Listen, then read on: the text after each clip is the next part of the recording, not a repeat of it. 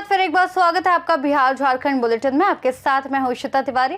इस बुलेटिन में बात करेंगे कैमूर की, जहां अवैध हथियार के साथ एक अभियुक्त को गिरफ्तार किया गया है। साथ ही बात होगी रोहतास की, जहां गृहिंडी गांव में नाली गली निर्माण कार्यों में लापरवाही का मामला उजागर हुआ है। ऐसी ही तमाम खबरों पर विस्तार से करेंगे आगे चर्चा। चतरा पुलिस अधीक्षक सुमित कुमार अग्रवाल के निर्देश पर जिले में अवैध अफीम की खेती के खिलाफ विशेष अभियान जारी है। पिछले कुछ दिनों में पुलिस ने लगातार कार्रवाई करते हुए 35.5 एकड़ में फैली अवैध अफीम की खेती को नष्ट किया।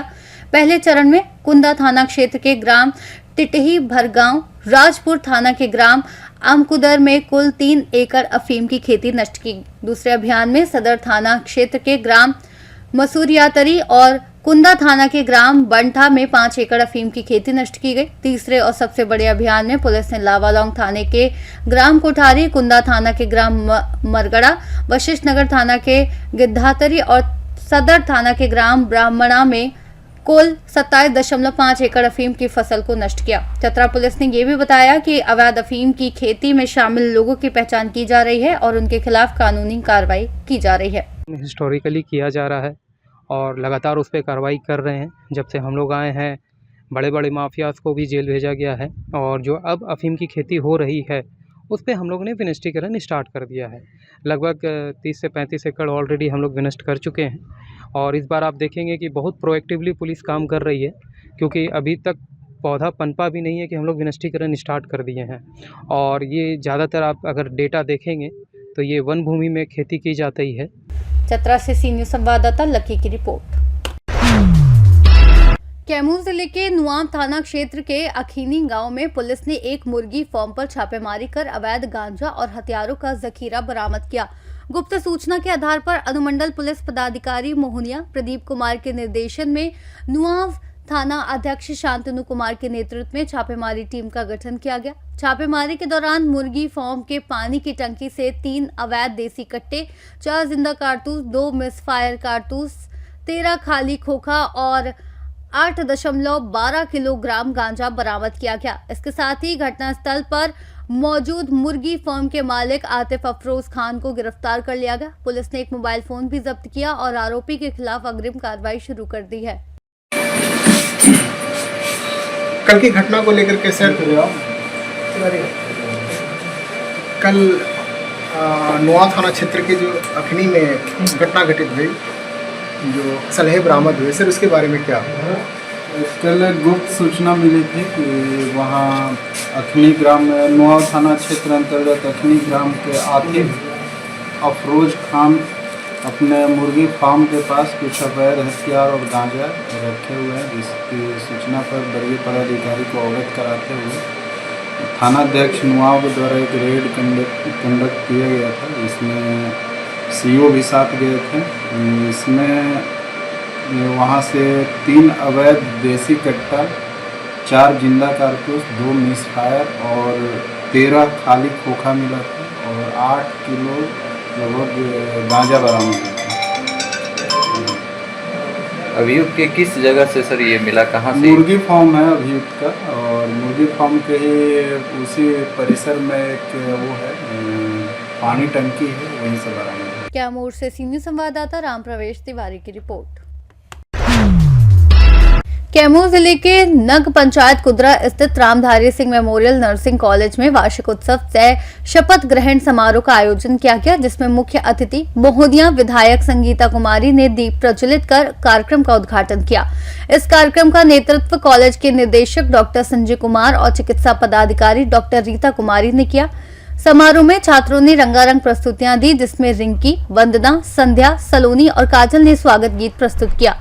रिंकी कुमारी ने महिला सशक्तिकरण पर गीत गाकर दर्शकों को सोचने पर मजबूर कर दिया। वहीं वंदना कुमारी और सलोनी कुमारी ने गणेश वंदना और कन्यादान से संबंधित गीतों का खूबसूरत प्रदर्शन किया। विधायक संगीता कुमारी ने शिक्षा के महत्व पर जोर देते हुए छात्रों को प्रेरित किया। कार्यक्रम का संचालन विकास कुमार पांडे ने किया। कैमूर से सी न्यूज संवाददाता राम प्रवेश तिवारी की रिपोर्ट। खूंटी जिले के मुरू थाना क्षेत्र में एक युवक सीनू पूर्ति की हत्या के मामले में पुलिस ने 3 आरोपियों को गिरफ्तार किया है। 2 दिन पहले लापता हुए सीनू का शव जंगल से बरामद हुआ था और पुलिस ने आरोपियों मंगराम मुंडा, कीनू पूर्ति और सोम मुंडा को गिरफ्तार कर लिया। पुलिस ने हत्या में प्रयुक्त कुदाल भी बरामद किया, जिसका इस्तेमाल सीनू का सर धड़ से अलग करने में किया गया था। पुलिस के मुताबिक हत्या आपसी विवाद और प्रतिशोध के कारण की गई थी। कुछ माह पहले मृतक ने आरोपी की बहन के साथ दुर्व्यवहार किया था, जिससे विवाद पैदा हुआ और तीनों ने मिलकर सीनू को जंगल में बुलाकर धारदार हथियार से उसकी हत्या कर दी। पुलिस ने आरोपियों से पूछताछ की और उन्होंने हत्या की बात स्वीकार की। मामले में जल्द ही चार्जशीट दाखिल करने की तैयारी है।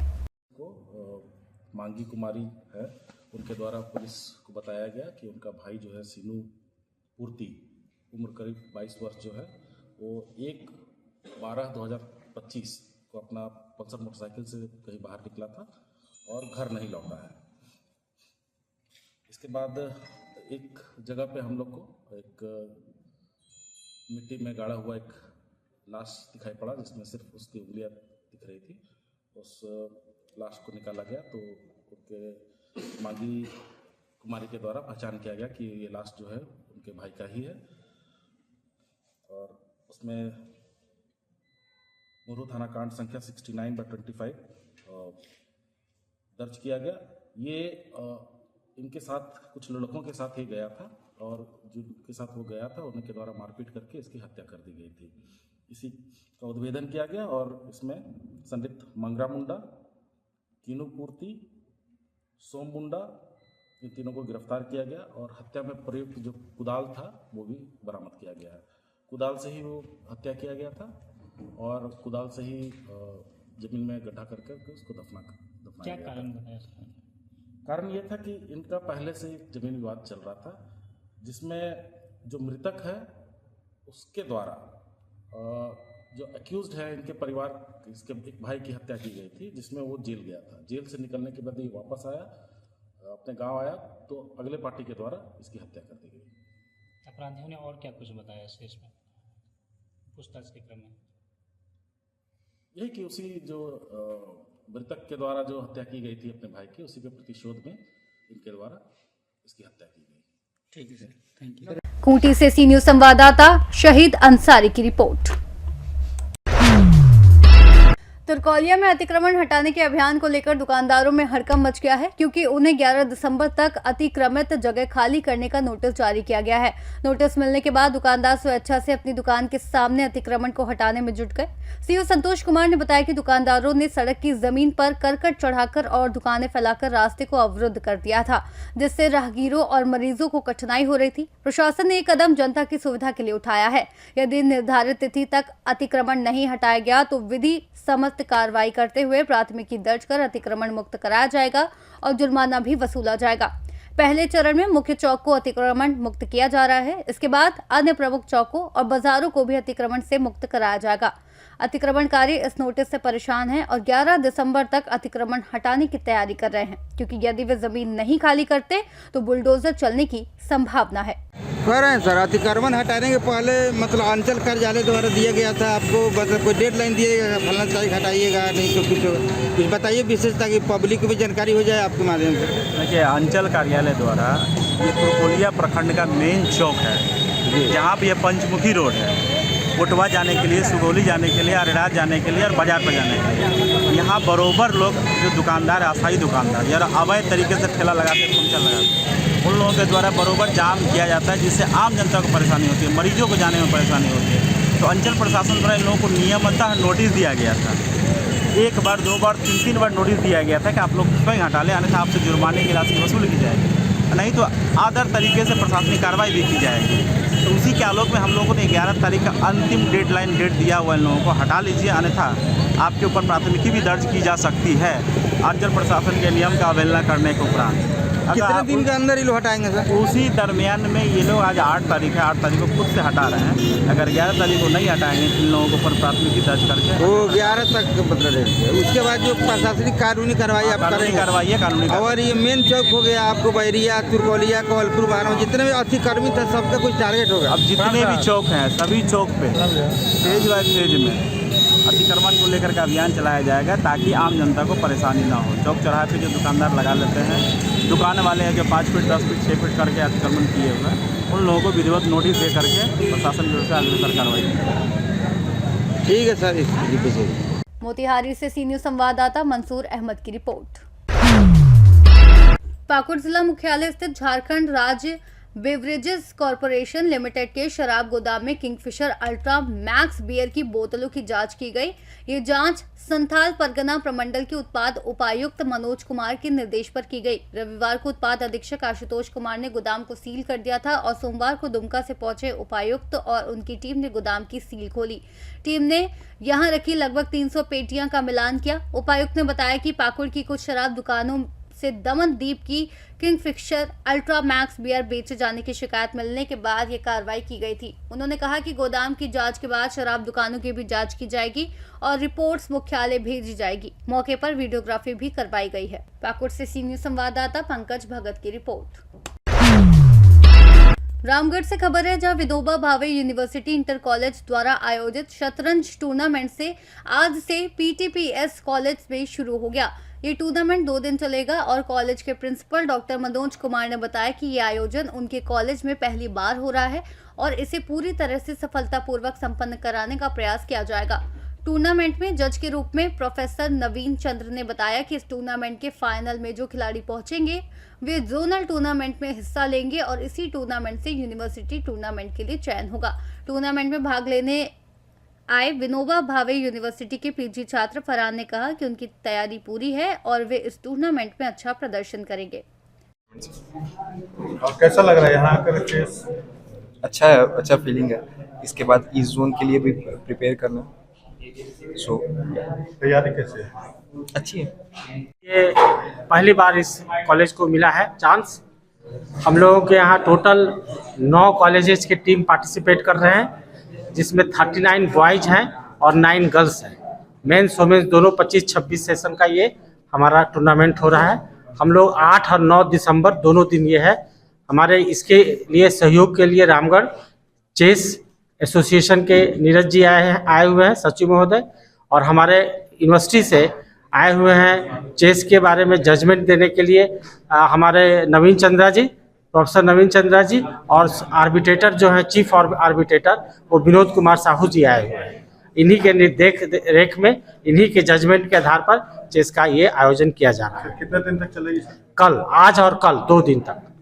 हाँ, कल जो है वो समापन समारोह है, उसमें स्पोर्ट्स डायरेक्टर बीवीयू आएंगे और डीएसडब्ल्यू आएंगे, डीन ऑफ स्टूडेंट वेलफेयर। वो दोनों के द्वारा प्राइज डिस्ट्रीब्यूशन होगा 3 बजे। चेस प्लेयर्स आए हैं। क्या नाम है सर? रामगढ़ से सी न्यूज़ संवाददाता राजीव सिंह की रिपोर्ट। रोहतास जिले के शिवसागर प्रखंड के क्रिहिंडी गांव में जिला परिषद मद से चल रहे नाली और गली निर्माण कार्य में गंभीर अनियमितताएं सामने आ रही हैं। ग्रामीणों का आरोप है कि निर्माण कार्य बिना इंजीनियर की निगरानी और उचित लेवल के किया जा रहा है, जिससे नाली की ढलान प्रभावित होने की आशंका है और भविष्य में जल निकासी की समस्या भी उत्पन्न हो सकती है। इसके अलावा निर्माण में इस्तेमाल की जा रही ईंटों और अन्य सामग्रियों की गुणवत्ता भी सवालों के घेरे में है। जब इस मुद्दे पर जिला परिषद प्रतिनिधि से सवाल किया गया तो उन्होंने कैमरे पर कोई प्रतिक्रिया नहीं दी, जिससे ग्रामीणों के संदेह और बढ़ गए। अब ग्रामीणों ने जिला प्रशासन से इस मामले की तकनीकी जांच कराने और दोषी ठेकेदार के खिलाफ कड़ी कार्रवाई करने की मांग की है, ताकि सरकारी निधि की बर्बादी रोकी जा सके और गाँव की मूलभूत समस्याओं का समाधान किया जा सके। क्या नाम हुआ आपका? मेरा नाम मोहम्मद फिरोज हुआ। अच्छा, ये कौन सा गांव है? ये गांव किरिंडी है। किरिंडी। आपके यहाँ नली गली बन रहा है? जी जी। जानकारी मिले या जिला परिषद के फंड से? जी, जिला परिषद के फंड से है। अच्छा, क्या लग रहा है जिस तरह से जुड़ाई है होना चाहिए इसी तरह से या इसमें चेंजिंग होना चाहिए? जुड़ाई तो ठीक ही है। अच्छा, अब आगे का क्या है, प्लास्टर होगा क्या नहीं होगा, बढ़िया से इसको फिनिशिंग किस तरह से करेंगे। अभी तक तो जो चल रहा है। अच्छा, ईटा की जो देखा जा रहा है जिस तरह से ईटा है क्वालिटी, कैसा आप लोग को लग रहा है? 1 नंबर है, 2 नंबर है या ये ईटा तो मीठा लग रहा है देखने में, मीठा ईटा। मीठा ईटा है। हाँ, इसी तरह से ईटा से जुड़ाई होना चाहिए। अब देखिए, अब तो ठेकेदार जिस ईटा से गिराएगा वो काम करेगा। हम लोग तो गांव के आदमी हैं। हाँ हाँ। तो हम इतना बोलेंगे कि मीठा ईंटा है। मीठा ईंटा। अब हम लोग का घर में जो ईंटा लगता है वो ईंटा नहीं है। इंजीनियर क्या आप लोग को दिक्कतें हो रही है नली गली दिक्कत से? ये है कि पानी इधर से नहीं जा पाएगा। अच्छा। ठीक है, नली तो बन गया। हाँ। जब तक इंजीनियर यहाँ पर विजिट नहीं करेंगे, आके वहाँ पे ऑटो लेवल से देखेंगे नहीं, गाइड लेकर के गाइडलाइन नहीं करेंगे, तब तक नहीं जा पाएगा पानी उधर से। क्योंकि हम भी इसी रोड कंस्ट्रक्शन का स्टडी कर रहे हैं, अच्छा। झारखंड से कर रहे हैं। वहाँ पे देख रहे हैं कि कोई भी प्रोजेक्ट स्टार्ट होने से पहले इंजीनियर पहले वहाँ विजिट करता है, देखता है कि लेवल कहाँ गिर रहा है। ये ना कुछ हुआ, बस काम चल रहा है। रोड कितने दिन चलेगा कोई पता नहीं। अच्छा, ये चीज़ देखने को इसमें मिल रहा है, जिस तरह से यहाँ मटेरियल जो गिराया जा रहा है, बनाया जा रहा है, जोड़ाई किया जा रहा है, और इसमें जो ईंटा का निर्माण किया जा रहा है। जी। आप कह रहे हैं कि हम इस तरह से इसमें पढ़ाई कर रहे हैं। जी। तो क्या लग रहा है जो नली में निर्माण में ये ईंटा होना चाहिए? नहीं लगना चाहिए। लोग पैसे के वो लेके बचत लेके कर लेते हैं, लेकिन इस तरह का ईंटा नहीं। ईंटा आपको साफ दिख रहा होगा वहाँ पे। किस तरह से आपको लग रहा है? ईंटा एक नंबर ईंटा नहीं है। एक नंबर ईंटा है। ईंटा बहुत तरह का ईंटा आता है। हाँ। एक मीठा ईंटा भी, जिसको देहाती लोग मीठा ईंटा बोलते हैं।